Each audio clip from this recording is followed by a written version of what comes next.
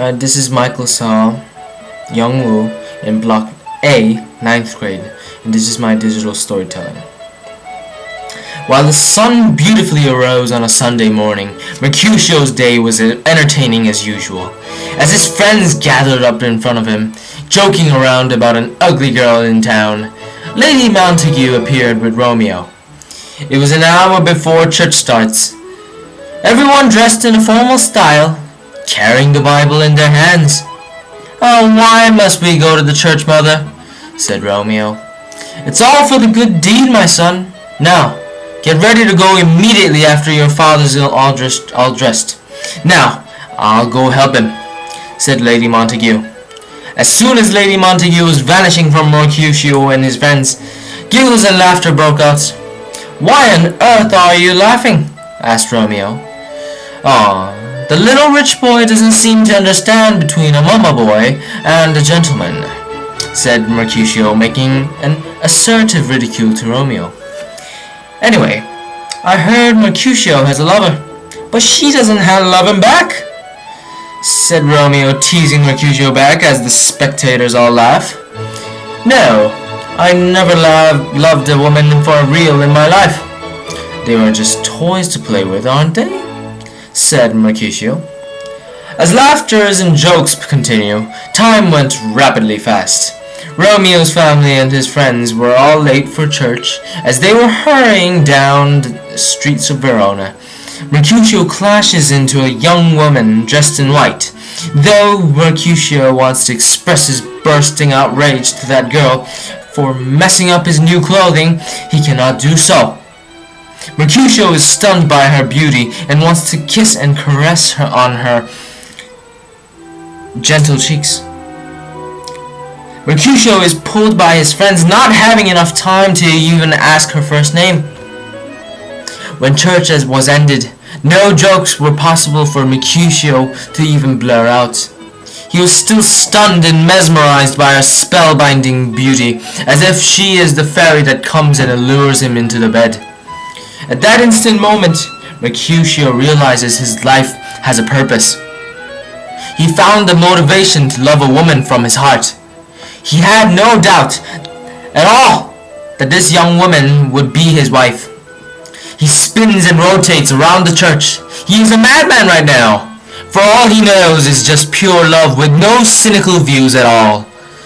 "Now I know. I will proclaim to that young lady that my heart is scorching under a burning log.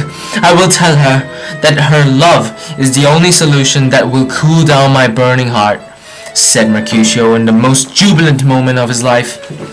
Just a moment, thinking about her face gives Mercutio the extra adrenaline pump to run and find that woman.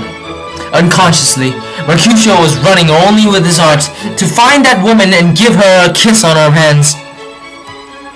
Oh my, what a gorgeous lady. Why must you be so far away? I will take you and run away, cried Mercutio.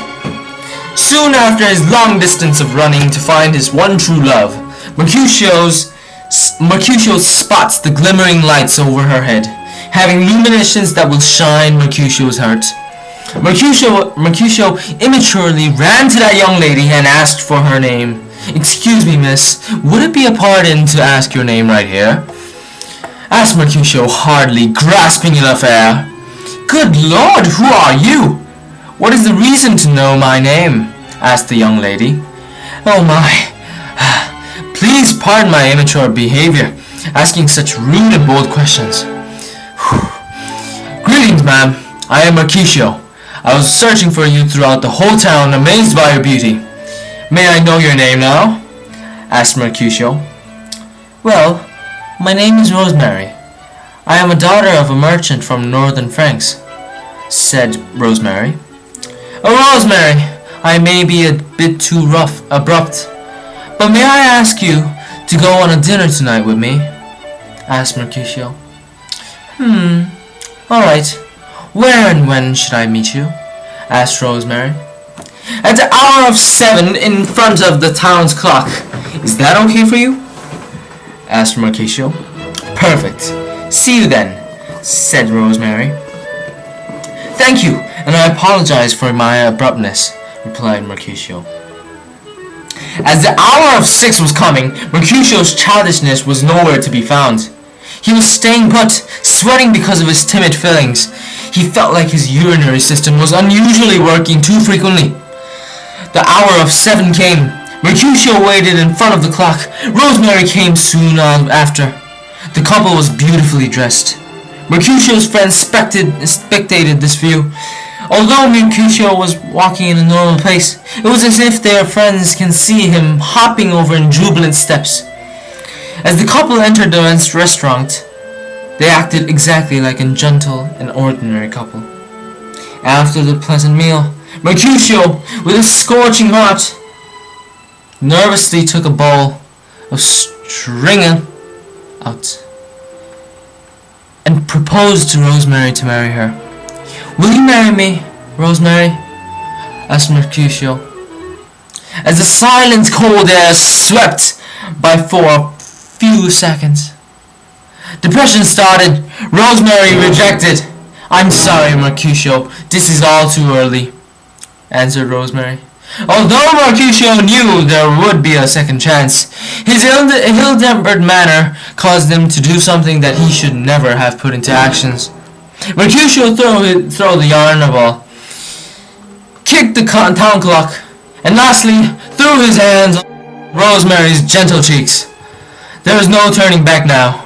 Rosemary is now unforgiving Mercutio. There is no compassionate feelings that are left in Rosemary's heart for Mercutio. Mercutio is a man who is now not even better than an animal now. After this tragic incident, Mercutio wouldn't love a woman from his heart. He knows his mistakes have caused his future to be so devastating. He knows that his life will be lonely. He knows that he will be solitary, with no female companions for the rest of his life. Thank you.